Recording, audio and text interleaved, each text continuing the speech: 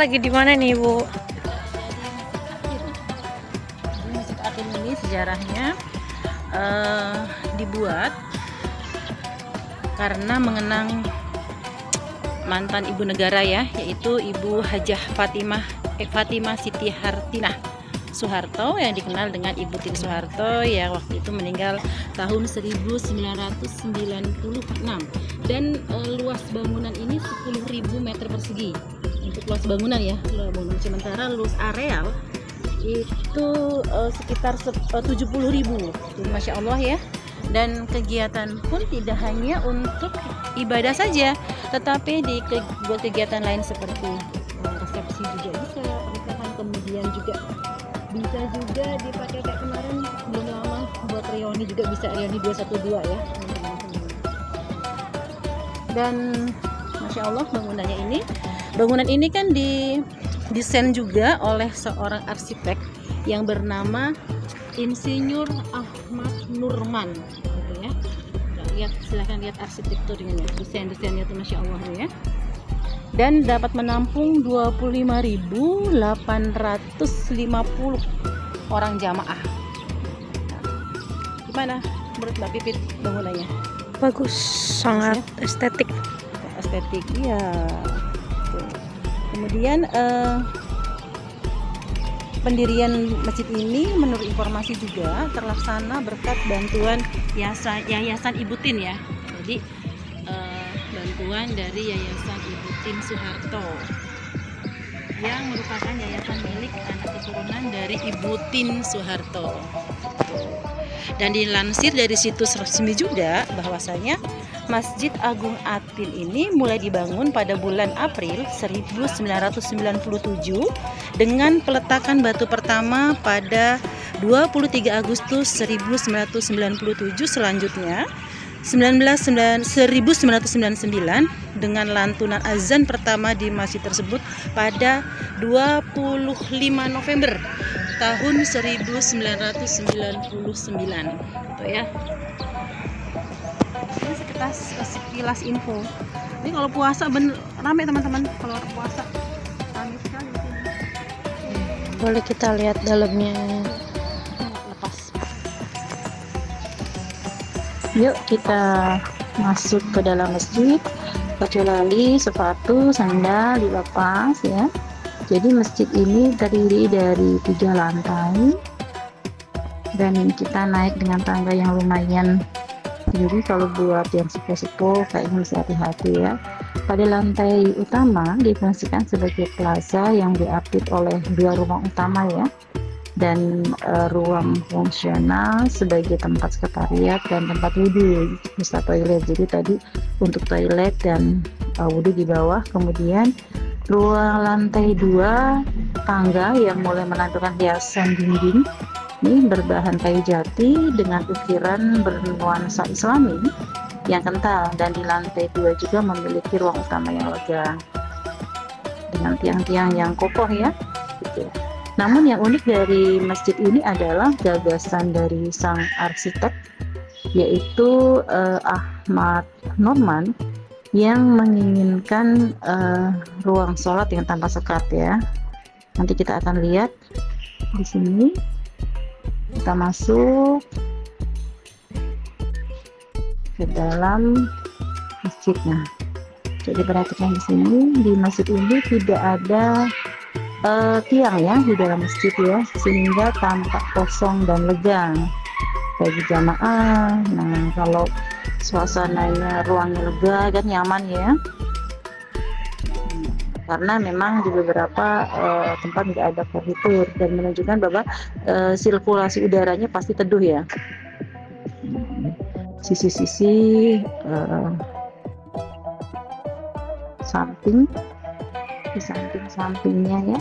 Jadi memang kalau pada saat sholat taraweh kadang penuh, bukan penuh ya, memang penuh, sehingga bisa lihat sampai ke ini. Dan kita di sini kita bisa lihat juga pemandangannya dari atas, Masya Allah sangat bagus ya gitu.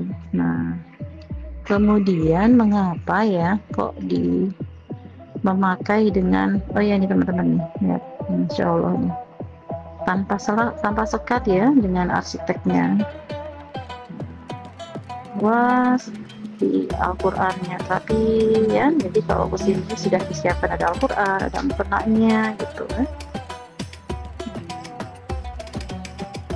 Pokoknya kalau sampai di sini teman-teman sholat di Masjid Atin itu rasanya tuh Masya Allah, karena memang serasa seperti di Timur Tengah ya, di Masjidil Haram gitu, suasananya tuh nyaman dan yang beda, tapi kekhusyuan lebih khusyuk ya, karena memang tempatnya luas. Nah, lihat atasnya tuh step ya, Masya Allah, Masya Allah.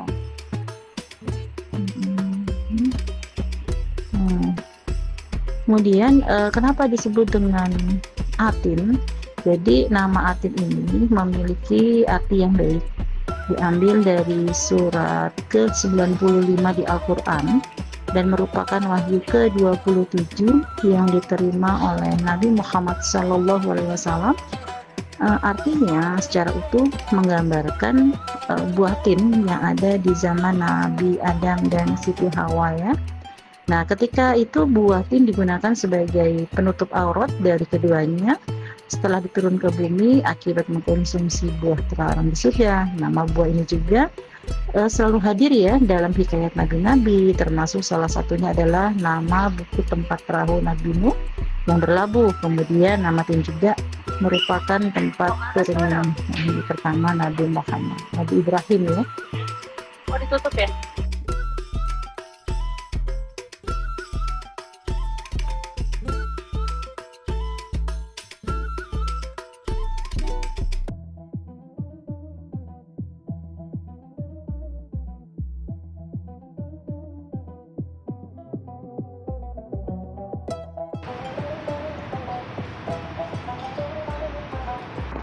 Ini sebelahnya tuh udah taman mini tuh.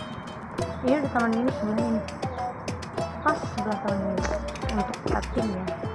Terus habis itu ini udah legend banget karena ini udah dari dulu banget ada di sini, dari saya kecil sampai sekarang.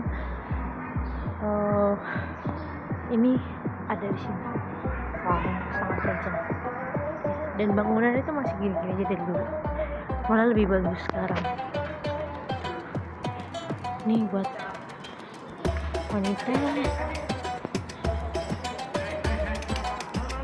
show deh begini. Yuk kita turun. Ini udah mau masuk azan maghrib teman-teman. Nah, ini di bagian bawahnya ya.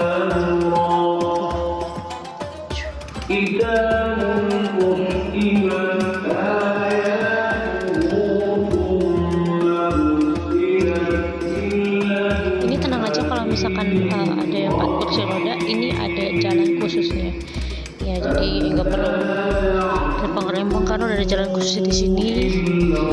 Ini kita jalan terus, pokoknya kita putar gitu ya.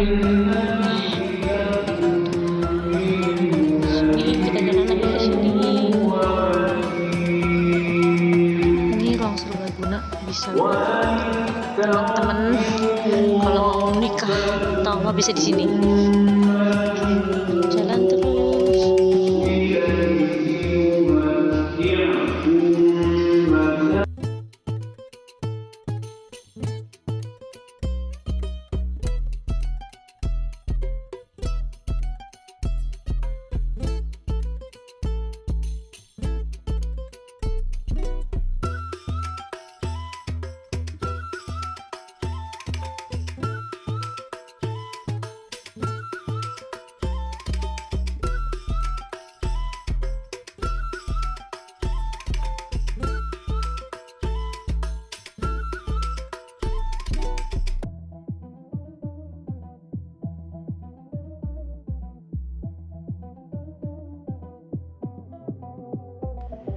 Nah, baik teman-teman, sekilas info tentang Masjid Atin yang berada di Jalan Taman Mini Indonesia ya, TMII, dari Jakarta Timur.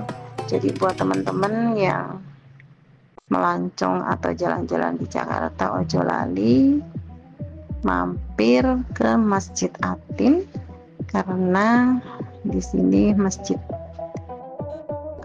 Atin Masya Allah sangat nyaman, sejuk, luas ya, bangunannya juga luas dan fasilitasnya juga banyak, tempat parkirnya juga luas gitu ya.